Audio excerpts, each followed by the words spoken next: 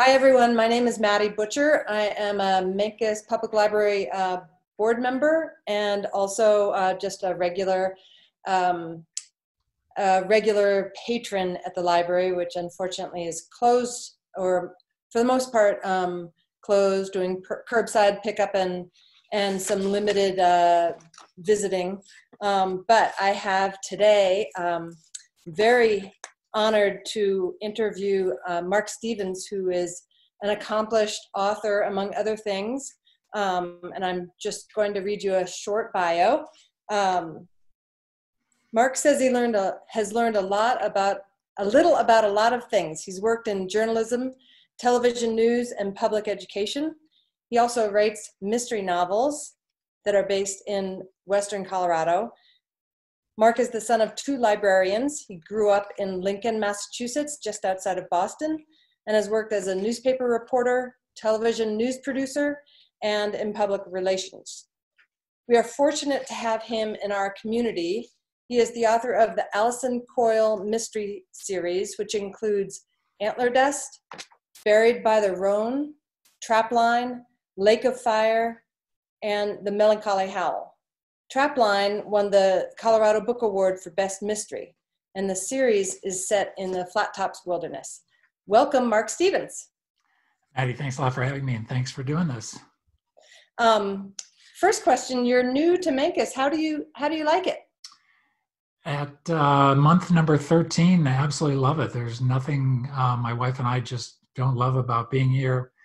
After 40 almost years in Denver, we kind of created a plan to get out and experience another part of Colorado and see Colorado from a different perspective. And after a not exhaustive but pretty thorough statewide search, we settled on Southwest Colorado and then discovered Mancos, and we have not regretted one day of being here. We just loved the setting and loved the community.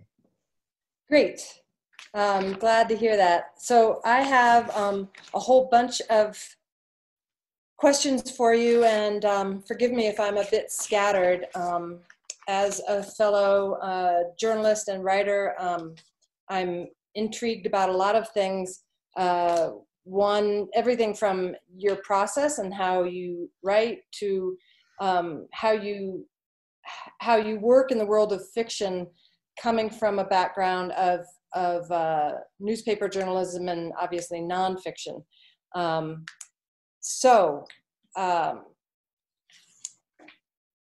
For starters, you have some great themes that run through your Allison Coil Mysteries, like marijuana legalization, fracking, preppers, doomsday preppers, and wildfires. So the reader ends up getting educated in what I see as a pretty neutral way. Can you describe your approach to selecting these themes and then also how you weave them into the story? Sure, I'd be glad to.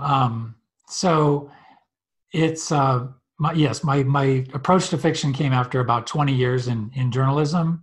And I think that as a reporter, and tried to be a balanced and fair reporter during my career, I think you kind of learn to see both sides of an issue. And I think that's the way you get trained. You get trained to have conversations with, maybe a company has got a big plan for a big project. You've got to listen to the people who have the money and have an idea to help improve something. And then, of course, there's the local people who might be opposed for whatever reason, water quality, air quality. Mm-hmm. They just don't want their town to change. I think my whole kind of training as a reporter, when I started thinking about writing fiction, was that there are two sides. And, I'm fascinated by the process. I'm fascinated by the political process and how, the political process ends up. Mm-hmm.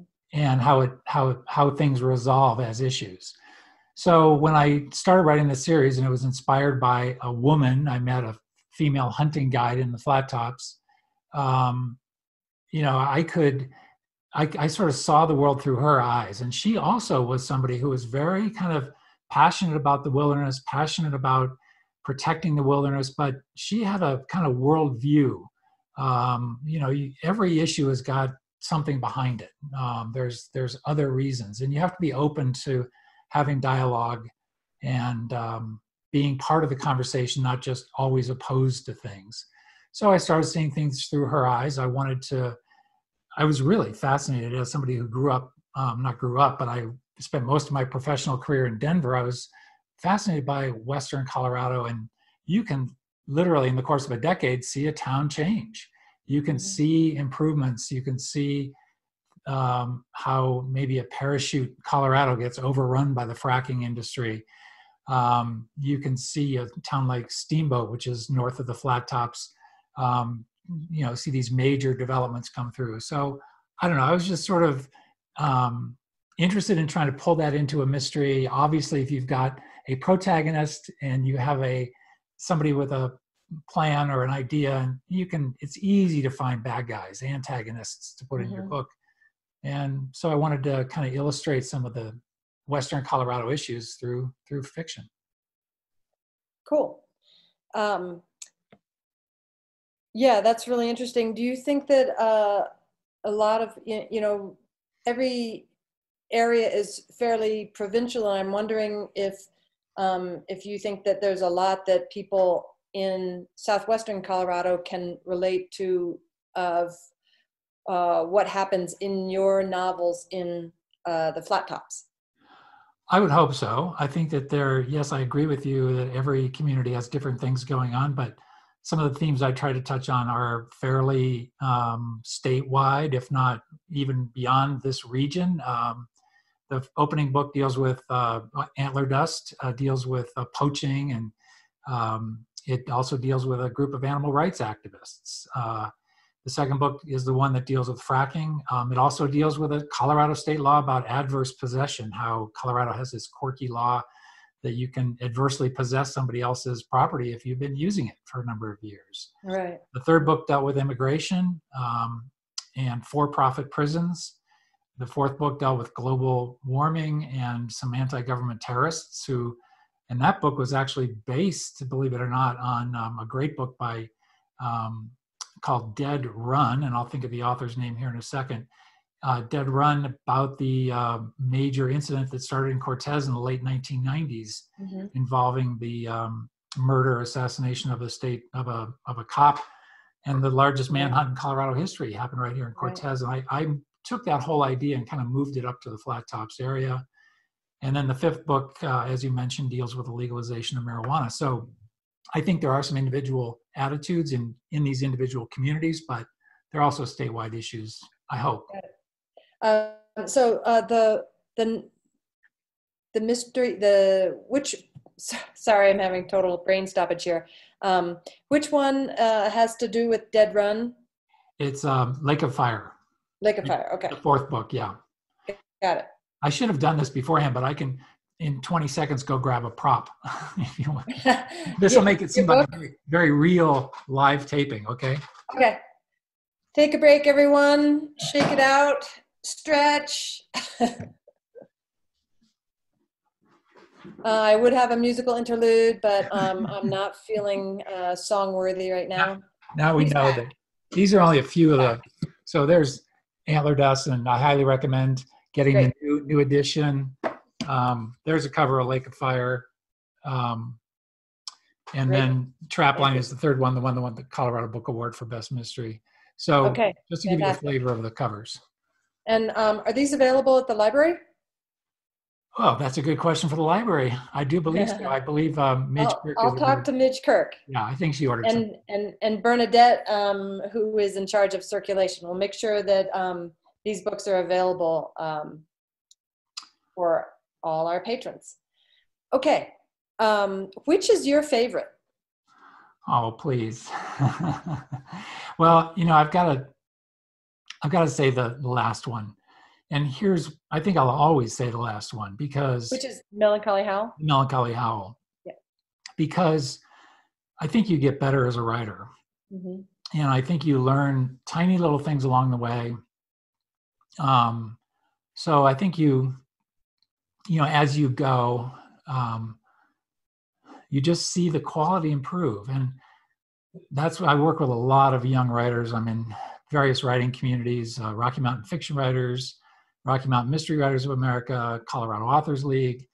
I love working with writers. And, the one truism you hear everywhere is keep writing. You do Right. get better. You do get better. It's no different than playing an instrument or cooking or anything. You're not going to make a 5-course gourmet meal the first time you hit the kitchen. Right. You're just not. And not everybody necessarily gets better, but if you go to classes, if you bear down like any other, whether it's a hobby or you want to make writing your profession, you can learn how to make the stories more and more effective as you go. You just Right. can. But Do you I have, will, having given that answer, I will say Trapline, which won the Colorado Book Award, I'd say a lot of people will think that's their favorite. So okay. Do you have one in the hopper?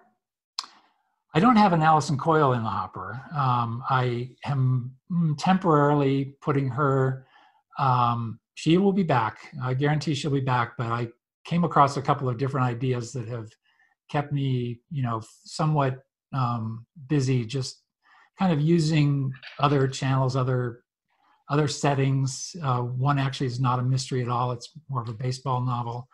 And, well, it is a baseball novel. And so it's just sort of interesting to dive into another world. Okay, we'll allow that, although we are fans of Allison Coil. And I bet given the number of horsewomen in the community, you could probably get any number of ideas if you polled the community. So maybe Allison Coil needs to travel to Southwest Colorado and experience some of the loveliness here. Well, I've had many people suggest, Grand Mesa, or send her to Right. or down to Mancos or something. I will say she is very tied and connected to the Flat Tops. And one thing I'll mention about her character, just so people know, she as a fictional character, she is a survivor of a commercial airplane crash. And she ends up in the Flat Tops as her healing spot, as her place where she got better. And she kind of sees herself as a self-anointed, self-appointed sheriff of the town. So, not the town, the wilderness area. And she feels darn connected to it and the people Right. around it. So yes, could she travel down here? Yes, we can come up with something. Again, I would rather pull a good issue from here and kind of move it up there, but that's just me. So do you think Allison Coil, and this is just kind of a out of left field question, but do you think Allison Coil is kind of married to the Flat Tops because of the wilderness or because of the people? She does have a love interest or two, but if you were Allison Coil, how would she answer that? I would say she feels like she's found her place in the world, and it is mostly because of the land.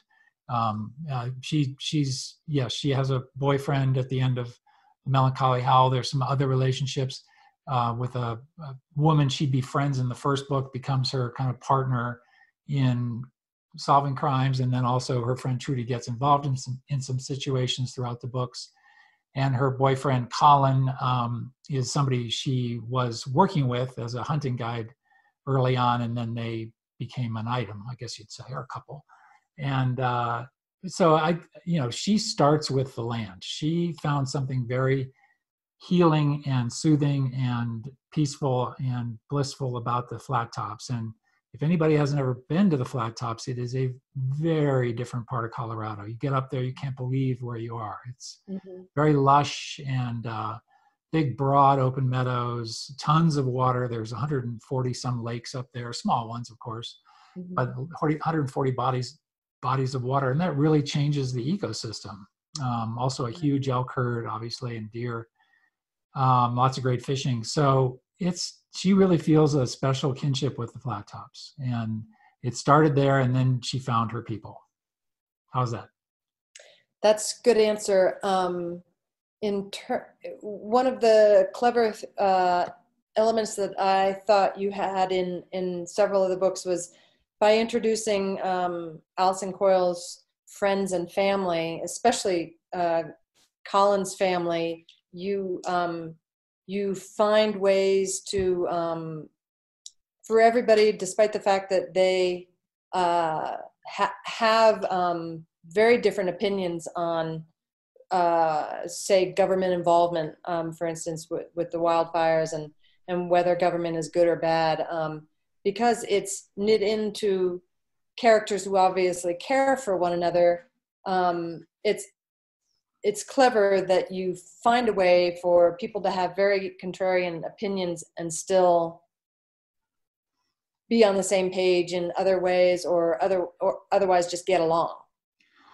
Yeah, well, thanks. I think that from what I know, that's fairly true. I know a lot of families with very different points of view within the same, maybe one generation to the next, two completely different points of view, or siblings who end up with very different worldviews. I've got a brother who I don't necessarily agree with anything, about how the world should work. And I've met plenty of people whose brothers and sisters are on completely other ends of the political spectrum. Right. So yes, just to underscore that point, Allison's boyfriend, Colin, her father at one point ends up being part of something quite nefarious, without giving too much away. And, but I happen to know that's realist. I mean, it happens because those people are out there. Yeah. We're both transplants, and both from New England. Do you think that you show an affection for, say, the Flat Tops and for Colorado characters, maybe perhaps more dedicatedly than if you had lived here all your life? And I don't know about you, but I'm from Maine, and it takes being away from your native state for a while to kind of appreciate all its treasures. So do you think that not being a native actually helped you in crafting these books in any way? Yeah, I'd say so. I mean, it felt that way to me, and I think it was kind of doubled up by the fact that the woman who inspired Allison is also somebody who came at the Flat Tops from the Front Range. She grew up in Pueblo, spent a lot of time in Greeley, and then ended up in the Flat Tops. And when we met her that day, the first day, where it was a summertime kind of horseback ride, and you expect you're being led by some grizzled old, chewing tobacco kind of cowboy who has seen it all and hates dumb tourist questions, and he's just tired of taking all these flatlanders up in the mountains. But instead, we were led by this very young and capable, as the day is long, woman who was so enthusiastic about her environment and knew everything from the clouds to the trees, to the burn scars, to the geology, to the what was living in the lakes, whatever it might be. And then she kind of casually mentioned she was a hunting guide in the fall. And I was blown away. I was, just galvanized by that idea of a female hunting guide. And then we got to know her quite a bit. And she was somebody who came to the Flat Tops from the outside, who really appreciated it, I think, because of how special it made her feel. And so that added to that flavor. But myself, I definitely think it helped me. I don't know if I grew up in Glenwood Springs or Meeker that I would have had that same appreciation. So right. Something to right. that. What does the real Allison Coil think of the fictional Allison Coil? She's been a big help. She really likes Allison. She will read the books. She didn't read the first one before it was published, but she read 2, 3, and 4 and gave me really good notes on them. Some real nice technical little details that I would not know of, either dealing with the wildlife. She once told me that magpies don't fly as high as I had them up in the woods, and to switch the type of bird given the situation. Right. And she'll correct all my horse terminology. And she did not. She ended up being a vet, and she's a vet in Montrose, a small animal vet in Montrose. But she just said she didn't have time to read the 5th. But she's been a big help. The Veil paper wrote a profile of her as the inspiration for Allison Coil. Oh, cool. We've had long dinners with her, and I went back and rode with her a couple of times, including up to the hunting camps. And, she's just a sweetheart. Great. That's cool. So I was thinking about the connection Allison has with her horse and horses in general. And yet you're not a horse owner and haven't ridden too much. Can you tell me how you got it all right? Was it because of her input, or do you just have a good sense of how these things go? Well, I'm glad to hear I got it mostly right. I hope that's the case. Part of Just, it is just, especially, sorry to interrupt, Mark, especially with women, I find, they do, riding and horsemanship has a lot to do with the relationship that you have with them, maybe more so than, say, dogs and dog owners. Um, so, yeah, I, well, first of all, I really wanted to get the technical part of it right, which, uh-huh. hopefully any good writer, and I am glad I have those years as a reporter as a background. Research is fun. I love digging up stuff, and I know you can get contradictory details on even what various things are called. Or I know there's a Right, difference between for sure. Eastern horsemanship and Western horsemanship. Obviously, there's a big difference between English and American. You can run into some bad information, but that's why you do the research, and then you have people read your stuff and check it. Um, Right, good. the relationship with a horse, I mean, I think as a writer, you want to make every opportunity to display your character. So if they're treating the horses well and seeing them as individuals, I think that says something about the character. And I think anybody who grows up in this country as at least from the kinds of towns and then very fortunate, wonderful kind of background I was fortunate enough to have, when you see horses around and young girls, you know that there's something going on between young girls or young women or women in general and their horses. Yeah, And you, yeah. I could never really explain it in terms of anything, but you know it's there. And Allison is clearly somebody who's going to treat her horses well. Right, for sure. Um, so I want to deviate a little bit, and I'm wondering, I know you're an extremely busy guy. How do you find time to write a mystery series with all the other stuff you're doing, and what's that process look like? Well, it's pretty easy actually, and it wasn't easy at first, but I mean, we are fortunate to have two grown children now, and even before they were born, though, I just started getting up early. I just love that early morning hour. I take an hour out of every day to myself. It is before the house generally wakes up. I try to. I'm thinking about the story every day in the background of my mind a little bit. And when I get up, I'm ready to write. I write for an hour every day. If you can put down 500 words a day, it may not sound like much, might be a page or two. But if you're being productive, you can have a first draft to work with in 5 or 6, 7 months. And, Wow. I mean, then you can really start editing and rewriting and shaping what needs shaping. But on the other hand, I've been writing fiction for 40 years-ish, maybe more, and didn't get published for the first 23. And now I've had 5 books out and got a couple ready to go. But it's just a wonderful, to me, daily habit. Weekends, everything. I look forward to that quiet hour, cup of coffee, and writing. Helps me get through the day. I feel good about the day after I've done that. I've already checked the box. Yeah, that's great. So you're productive, and it sounds quite therapeutic also. It is therapeutic, and I love the creative process. I think reading and writing are magic, and I would offer, just think about the process that's happening. You as a writer are dreaming up ideas. You're trying to put them down into words that then become printed on a book, and the book goes out around the globe somewhere, and somebody you don't even know reads those words, starts getting a movie in their head, and starts hearing and following a story. And it's really pretty magical process from your head Yeah. out to the, even if you only have 5 readers, they're going to get somewhat the same story, but they'll all have different impressions and different reactions.